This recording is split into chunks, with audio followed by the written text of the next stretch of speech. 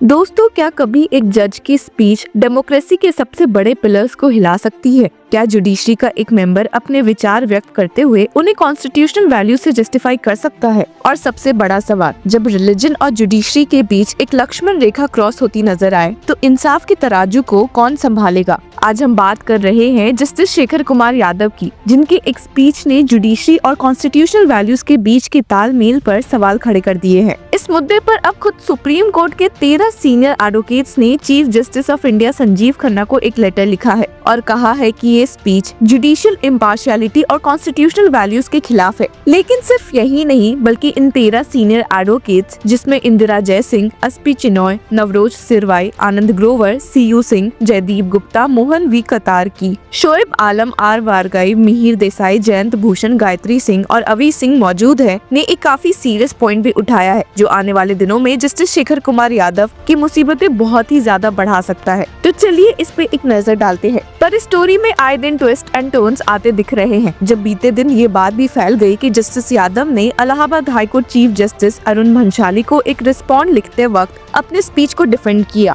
और यहाँ तक ये भी कहा है कि उनकी स्पीच सोसाइटल इश्यूज पर एक विचार व्यक्ति थी जो कॉन्स्टिट्यूशनल वैल्यूज के साथ कंसिस्टेंट है। अब सवाल ये है कि क्या एक जज के लिए अपनी स्पीच को कॉन्स्टिट्यूशनल वैल्यूज के नाम पर जस्टिफाई करना इतना आसान है जब उन्हीं शब्दों को हेट स्पीच के रूप में देखा जा रहा हो? और शायद इन्हीं बातों को ध्यान में रखते हुए 13 सीनियर एडवोकेट्स ने सीजीआई संजीव खन्ना के साथ साथ सुप्रीम कोर्ट के सीनियर मोस्ट जजेस, जो कि सुप्रीम कोर्ट कॉलेजियम का भी हिस्सा है, जस्टिस बी.आर. गवई, सूर्यकांत, ऋषिकेश रॉय और अभय एस ओक को ये लेटर लिखा है। और आप सुनकर चौंक जाएंगे कि लेटर में स्टेट किया गया है कि चीफ जस्टिस संजीव खन्ना को इस स्पीच पर सो मोटो एक्शन लेना चाहिए और एक एफआईआर रजिस्टर करने के लिए सीबीआई को डायरेक्ट करना चाहिए। जी हाँ, आपने सही सुना। ये लेटर जुडिशरी की इम्पार्शियलिटी और रिलीजन के बीच एक क्लियर बाउंड्री बनाने की मांग करता है। सीनियर एडवोकेट्स का कहना है कि ये स्पीच ना तो एकेडमिक थी ना ज्यूरिस्टिक, बल्कि हेट स्पीच का एक छुपा रूप लगता है। सिर्फ यही नहीं, सीनियर एडवोकेट्स ने तो यहाँ तक स्टेट किया कि बहुत ही अपैरेंट है कि जस्टिस शेखर कुमार यादव के स्पीच ने कई सेक्शंस ऑफ बीएनएस, भारतीय न्याय संहिता को वायलेट किया है। The letter states that Justice Yadav's speech has imprints of multiple offences described under sections 196 and 302 of the भारतीय न्याय संहिता। यहाँ आपको बता दे कि बीएनएस का सेक्शन 196 उन एक्शंस को क्रिमिनलाइज करता है जो अलग अलग ग्रुप्स के बीच नफरत या डिसहार्मनी फैलाते हैं। इसका मकसद कम्युनल हार्मनी बनाए रखना और ऐसे काम रोकना है जो शांति भंग करे या कम्युनिटीज के बीच असुरक्षा का माहौल पैदा करे। और वही BNS section 302 deals with the deliberate act of hurting someone's religious feelings.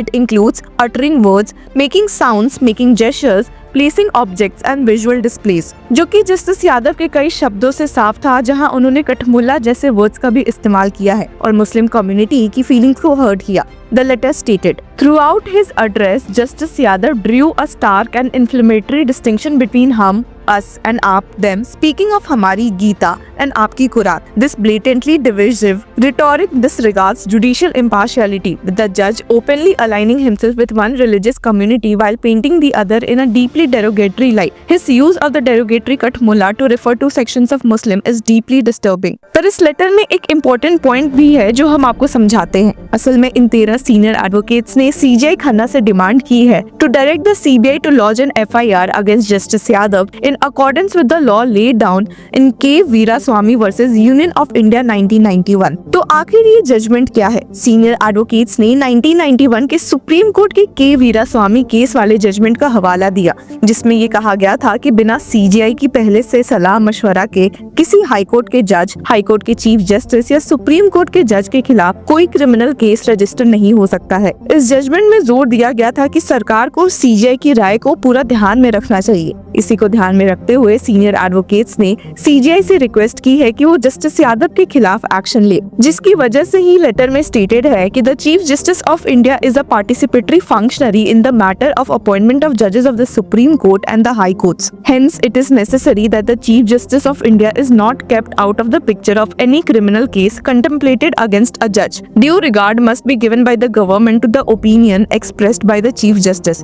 If the chief justice is of opinion that it is not a fit case for proceeding under the act, the case shall not be registered। ये speech Allahabad high court के library premises में justice Shekhar Kumar Yadav ने दी थी, वो भी विश्व हिंदू परिषद के एक इवेंट के दौरान। सीनियर एडवोकेट्स कहते हैं कि ये एक पब्लिक प्लेटफॉर्म था जहां एक सिटिंग जज का इस तरह का बयान देना न सिर्फ अनकॉन्स्टिट्यूशनल है बल्कि उनके ओथ के खिलाफ भी। ये वही जस्टिस यादव है जिनके अपॉइंटमेंट को लेकर पहले ही former chief justice of India DY Chandrachud ने अपने कंसर्न्स रेज किए थे। उन्होंने कहा था कि जस्टिस यादव को काम का एक्सपीरियंस और उनका एक स्पेसिफिक पॉलिटिकल आइडियोलॉजी से लिंक होना उन्हें हाईकोर्ट के जज बनने के लिए अनसूटेबल बनाता है, और यही बात इस लेटर में भी पॉइंट आउट की गई थी। लेटर में ये हाईलाइट किया गया कि जस्टिस यादव को इलाहाबाद हाईकोर्ट में अपॉइंट करने का प्रपोजल स्ट्रांगली अपोज किया गया था उस वक्त के chief justice of India doctor DY Chandrachud के द्वारा। उन्होंने अपने कंसल्टी जज के रूप में उस वक्त के चीफ जस्टिस को एक लेटर लिखा था जिसमें जस्टिस यादव के काम के एक्सपीरियंस को इनएडुकेट बताया गया था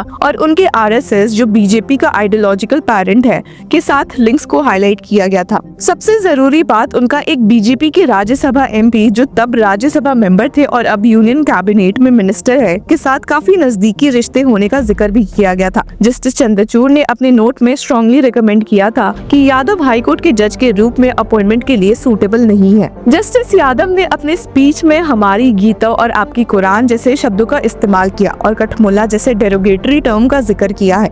ये शब्द एक तरफ सामाजिक विवाद को भड़का रहे हैं और दूसरी तरफ जुडिशरी की इम्पार्शियलिटी पर सवाल उठा रहे हैं, और यही कुछ कारण है जिसकी वजह से लेटर में स्टेट किया गया कि the content of his speech recorded and widely disseminated have been characterized as hate speech containing remarks that appear unconstitutional and contrary to the oath of office taken by a judge। दोस्तों, इस controversy ने judiciary की neutrality, accountability और religion के साथ उसके तालमेल पर एक नई चर्चा शुरू कर दी है। अब ये देखना होगा कि CJI संजीव खन्ना इस मुद्दे पर क्या कदम उठाते हैं। आपका क्या कहना है? क्या एक जज के स्पीच के लिए उनकी कॉन्स्टिट्यूशनल रिस्पॉन्सिबिलिटी को इग्नोर किया जा सकता है? कमेंट करके हमें जरूर बताएं, और तब तक के लिए keep following law Chakra. Hello law lovers and justice seekers, welcome to law Chakra. हम आपके लिए लेकर आए हैं कुछ बहुत ही exclusive. Introducing law Chakra prime membership, जो आपको देगा exclusive access like never before. इसी के साथ अगर आप कभी सोचे कि हम कैसे लेकर आते हैं आपके लिए ये लीगल अपडेट्स, तो इसके लिए भी प्राइम मेंबर्स के लिए है हमारे पास एक special sneak peek behind the scenes of law chakra. Brainstorming session से लेकर ब्लूपर्स तक सब कुछ। In short, more content, more update and more analysis। Political legal controversies हो या इन डेप्थ लीगल सेशंस, सब कुछ आपको मिलेगा एट वेरी मिनिमल प्राइस। बनिए लॉ चक्र की प्राइम मेंबर और अनलॉक कीजिए full potential of legal knowledge. अभी ज्वाइन कीजिए।